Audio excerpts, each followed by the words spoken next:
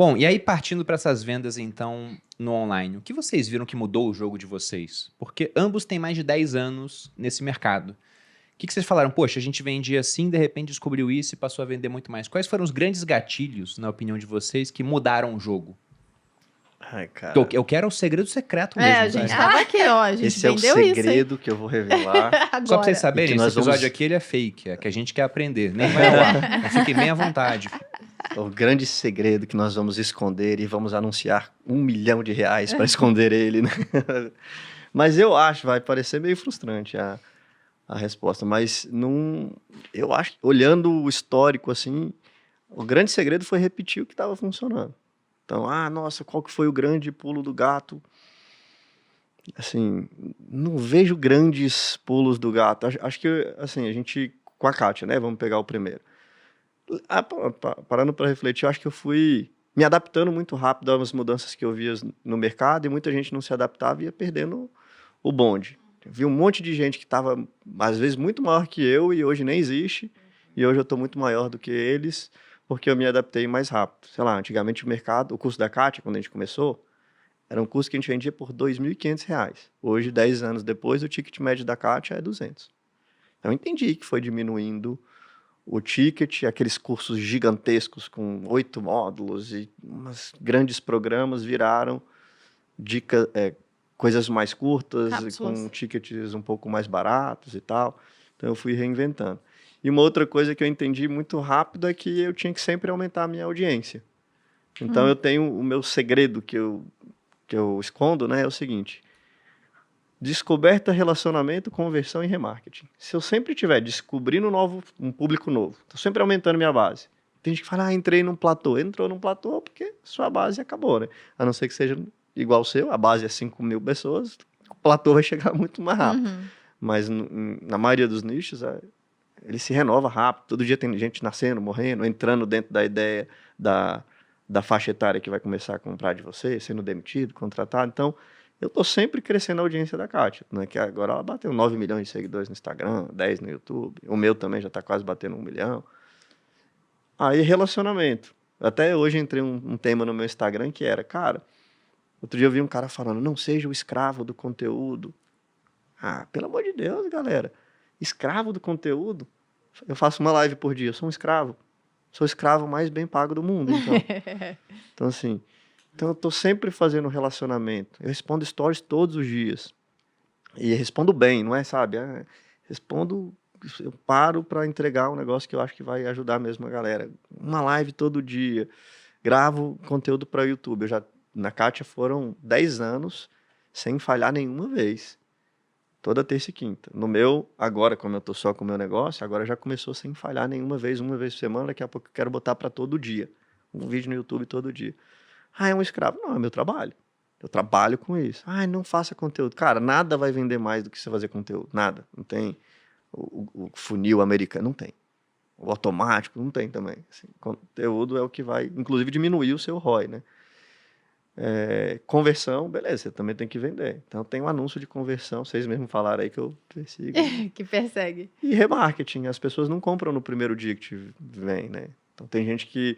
Meu produto mesmo, vendo todo santo dia, a janela de compra é 3 meses. Não é uma semana. Tem gente que fala, estou anunciando há 2 semanas e não vendi. Falei, bem-vindo ao mundo real. Não é na primeira... A pessoa precisa conhecer você um pouco mais, entender que você é bom. O do Bruno é mais tempo ainda, ele descobriu recentemente. Que a gente fez uma pesquisa. Um período longo para o pessoal comprar de fato. Exato, porque eu tava curioso, né? Tinha gente que falava, nossa, tinha comprado há 3 anos, dessa vez eu vou fazer o vídeo de renda. Eu falei, caramba, 3 anos? Aí eu sempre xingo, eu falo, meu Deus do céu, e aí como tem um vocês cara que são conhece caros. na semana e vai, né? Mas eu queria saber um tempo mais ou menos médio, e a coisa de mais ou menos 1 ano, na média. Tudo bem que essa média, eu sempre gosto de salientar que talvez o seu cliente médio não exista. Porque, sei lá, esse episódio vai sair, vamos dizer que tem 1.000 pessoas vendo aqui, eu calculo a renda média deles, e chegue lá a 100 mil. De repente, chega um cara que ganha 1 bilhão no ano e entra. Agora, a renda média nova, com esse público de 1.001 pessoas, como tem uma com 1 bilhão, passa a ser 1 milhão e 100 mil, quase. Então, eu falo que meu cliente médio é alguém que ganha 1 milhão e 100 mil no ano, mas não, porque todo mundo ganha 100 mil e tem um cara de 1 bilhão. Então, meu cliente médio é um ser mitológico, ele é tão real quanto um unicórnio. Mas, na média, foi 1 ano que eu achei. Que me surpreendeu. Falei, caramba. Então tem que fazer, quero ir num podcast um ano antes pra vender o Viver de Renda depois pro pessoal que me conheceu lá, mais ou menos. Aí eu boto uma pulga na sua orelha agora. Talvez se tivesse um perpétuo rodando, isso ia ser bem... Pode Talvez ser. seria, Talvez. né? Porque ele vai acelerar, ao contrário do que as pessoas pensam, ele vai acelerar, porque todo dia tem gente... Porque tem um perfil de gente que vai ver na primeira, que já tá procurando, que eventualmente o cara tá procurando, tem gente que fala, mas eu não vou botar no perpétuo, porque senão atrapalha o meu lançamento. Cara, mas você não tá sozinho no mercado. Tem outros perpétuos rodando, o cara comprou do outro. É verdade. Para quem não Enquanto sabe o que é perpétuo, é quando o curso tá aberto sempre para a pessoa comprar quando quiser. Até uma vez eu tive um problema na coluna, que eu fiquei 2 meses de cadeira de rodas, aí fiz pilates, tudo. E a minha professora de pilates, ela tinha um curso, que ela fazia lançamento. Aí ela falou, né, eu já tinha os meus lançamentos e eram muito bons. Ela falou, poxa, me dá uma dica. Eu falei, não é lançamento que você tem que fazer. Porque eu não vou esperar 2 meses com dor na coluna para comprar o teu curso. Tem que estar disponível sempre. Ela falou, nossa, eu nunca tinha pensado nisso. Eu falei, eu também não pensava no meu produto assim, mas eu tô começando a pensar que a gente tem algo para vender todo dia. E nós temos aqui, né, que é a FinClass. E é um desafio. Mas vamos chegar nesse ponto, vamos chegar no perpétuo. Mas então, na tua opinião, é constância, cara. A constância com essa estratégia. Descoberta, relacionamento, conversão e remarketing. Então, estou sempre crescendo o número de gente que me conhece, estou sempre me relacionando com essas pessoas, estou sempre ofertando para essas pessoas e estou sempre lembrando, ei, entre em ação. Então, essa é a minha rotina, assim, meu protocolo. E é lógico, sendo sempre criativo, mudando rápido, né, criando novos produtos, entendendo o que está acontecendo no mercado. Tem que ser um cara... Uma vez vocês estavam falando aí de... Não sei se foi a Priscila, né, que falou... cara, quando eu comecei o meu negócio, eu percebi que... não vai se vender sozinho. Ontem eu fiz uma consultoria com um youtuber de 14 milhões. E ele estava querendo lançar o curso dele. Nossa, eu já estou fazendo curso há não sei quantos meses e tal, mas depois eu também não quero ficar mexendo mais nisso. Eu falei, coitado. Cara, criar o curso é a parte mais fácil. Trabalhar para que esse negócio se torne um negócio é um negócio. Aí ele, nossa, eu não sabia. Pois não vai... Você tem 14 milhões de inscritos, você vai até nadar essa abraçada no início. Mas daqui a 6 meses, 1 ano, já era. Essa demanda reprimida foi embora e você vai ter que ter descoberta, relacionamento, conversão e remarketing.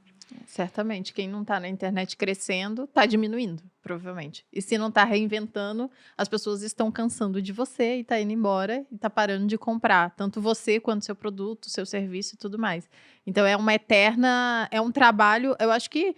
O povo fala escravo, porque agora tá essa história de mimimi, né? Tudo o pessoal quer problematizar, inclusive o horário de trabalho. A gente realmente é muito privilegiado. Deixa o pessoal nessa demanda aí de slow content. Não trabalha não, deixa nós.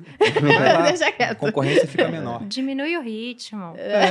Não seja escravo do conteúdo. Grava um vídeo na semana só. Vai lá, deixa que eu gravo todo dia. Não é à toa que vocês estão aqui, né? Exato, pô. Você tá aqui porque você gosta, porque é a paixão? Não, eu me identifiquei muito com o que você falou por alguns motivos. Primeiro, que no meu canal a gente faz 3 vídeos na semana. Sem falhar. Podcast é toda semana desde que a gente começou. No mínimo 1 por semana. De vez em quando a gente coloca 2, faz um extra, né, por algum objetivo específico, alguma coisa. Se pega no Instagram, tem stories todo dia. Tem 3 publicações por dia também. Então o pessoal fala, mas invejável. Fazer conteúdo tem que ser um negócio assim, poxa, se for todo dia, dá muito trabalho, dá mesmo. Porque rede social é isso. Eu costumo falar que é o mais próximo, na minha opinião, que existe um livre mercado. Ou seja, a barreira para começar é 0. Só que como todo mundo começa, a competição também, cara, é a maior que existe. Então, quem vai ganhar? A gente pode ver isso através da história. Poxa, eu tenho um monte de escritos do Sêneca que chegaram até a nossa época, porque ele escreveu pra caramba. O cara escreveu só um livro, às vezes o livro foi destruído e não chegou. Chegou tudo que ele escreveu? Não, só uma parte. Mas ele tinha tanta obra que alguma coisa foi preservada. Então eu penso a mesma coisa. Vou produzir um monte de coisa, a seleção natural vai acabar com algumas, fazer com que outras sejam muito vistas, esse pessoal vai chegar em mim. E se o cara me acompanha sempre, todo podcast, todo dia no Instagram, todo vídeo no YouTube, por mais que faça uma oferta muito boa para ele, ou que tem um perpétuo rolando, ele pode até comprar, mas ele pensa 2 vezes antes de comprar, porque ele pensa, poxa, eu gosto tanto do conteúdo do Bruno, será que não vale a pena fazer o dele? Pelo menos eu tenho um remarketing na cabeça dele o tempo todo. A gente comprou uma marca de vinho pra isso também. O cara vai no mercado e vai lá, Perini. Mentira, a marca não é nossa, gente. Eu tenho uma palestra que chama Remarketing dos Sonhos. Depois eu falo um pouco sobre Não, ela. eu ia dizer que o Bruno e a gente, né? Eu acho que é uma das características, a gente tá na internet há 8 anos, mais ou menos, e desde então a gente vem se reinventando, fazendo várias coisas diferentes, mas eu acho que o nosso grande diferencial, tanto meu quanto o Bruno, mas o Bruno em especial, é a gente continuar fazendo o que a gente se propõe. Então, podcast é isso, a gente tá aqui toda semana, quando não dá pra gente estar, a gente grava, e vocês fazem isso também, né, tanto o Pedro quanto você, tá lá sempre todas as lives semanais, e a gente faz o mesmo, e tem post, eu não faço post, mas faço stories todos os dias, o Bruno faz post todo dia, então a gente, de fato, tem uma linha que a gente mantém, que ao mesmo tempo que o seguidor, o comprador, ele gosta de inovação, ele gosta também de previsibilidade. Então, ele gosta de saber que você está lá, que você tem um certo comportamento, que ele vai encontrar aquilo. E a gente faz isso muito bem. Então, acho que esse é um dos pontos fortes que a gente tem também. E é um ponto forte óbvio, né, gente? O Domingão do Faustão deu tão certo durante tanto tempo, porque todo domingo tinha. Imagina, você abre um domingo e fala, hoje não teve. Poxa, não vai ter mais a recorrência. E uma coisa que você falou também, os dois, né? Vocês têm um histórico de 10 anos fazendo o que vocês fazem. E aí você disse que começou com algumas pessoas que eram grandes e hoje nem existem mais. Eu vi muito isso em finanças, porque quando a Malu criou o meu blog, eu tinha uns caras que eram o benchmark, né, do nicho. Eu falava, caramba, eu quero ser que nem esse cara aqui. Alguns não existem mais, outros são muito menores do que eu, porque eles estavam na onda do blog. Quando começou redes sociais, eles falaram, isso é besteira, dá muito trabalho. Demoraram para ir, quando eles foram, já tinham outras pessoas que eram os novos grandes. E que se não se cuidarem, daqui a pouco ficam para trás também. Porque se eu pego em finanças, o único cara que eu acompanho desde que eu comecei a me interessar pelo assunto e ele tem um desempenho memorável até hoje, é o Gustavo Cerbasi. É o único que passou no filtro do tempo. O restante, todos, eles ficaram pelo caminho. Ou ainda continuam, mas são muito menores do que eram lá atrás, porque eles demoraram a se adaptar. Se você for analisar, assim, acho que num gráfico, pro Bruno ficar feliz do que eu tô falando. Se você for analisar num gráfico a curva de crescimento dos negócios, você vai ver que todo mundo espera que seja sempre exponencial. Então, você pega, né, tem aquele esforço, aí você começa a subir, aí aquela curva de foguete, que você sobe, vai. Mas não é assim que o mundo dos negócios funciona. Então, você sempre vai ter alguns pontos de inflexão, principalmente com o passar do tempo. Porque quando eu tô no começo, eu boto uma carga de esforço determinada, vou ter um nível determinado de resultado, normalmente é sempre muito difícil. E aí, com o passar do tempo, o que vai acontecendo? De repente, aquele esforço, né, se eu fiz tudo certo, se eu passei por esses 4, que eu concordo plenamente com Ladeira, que realmente a gente tem esses 4 pilares, quando a gente fala de marketing e vendas, mas você vai crescendo e aí sim você sente, de repente você fala, nossa, ganhei na vida, surfei a onda. E aí, o que muitos grandes fizeram e por que eu acho que eles ficaram no meio do caminho? Eles tem um ponto de inflexão que você tem um crescimento desacelerado. Isso faz parte também do ciclo do negócio. E o primeiro ponto é a acomodação. É você sentar no trono e falar assim, não, eu já entendi a fórmula do que eu tenho que fazer para dar certo. Então, Cheguei agora, lá. eu já produzi muito conteúdo. É isso que eu vejo muito também dos grandes. Eu já produzi muito conteúdo. Eu já tenho uma audiência. Eu já sei o que fazer para dar certo, mas o que fazer para dar certo é algo que muda o tempo inteiro. Então, você não pode se acomodar. E isso passa muito pela humildade também, de você se colocar numa posição de aprendiz, tanto para aprender com os seus pares do mercado, inclusive com os iniciantes, para você requestionar as suas estratégias e validar se o que você faz precisa continuar sendo feito, se você tem que pivotar a estratégia. E com relação a pivotar a estratégia também, uma das coisas que eu vi muito dos grandes players fazendo e que hoje são pessoas que sumiram, pessoas que pivotaram muito rápido. Então, por exemplo, eu tô aqui com um modelo de negócio que dá certo há muito tempo. E aí, eu tive uma grande eureka. Eu falei, não é mais isso daqui que vai funcionar. É isso daqui que vai funcionar. O que eu faço? Ao invés de eu, né, dividir os meus esforços inteligentemente, testar isso daqui aos poucos, eu desligo completamente o que está dando certo e eu vou pivotar porque eu vi uma luz e agora isso daqui não funciona mais.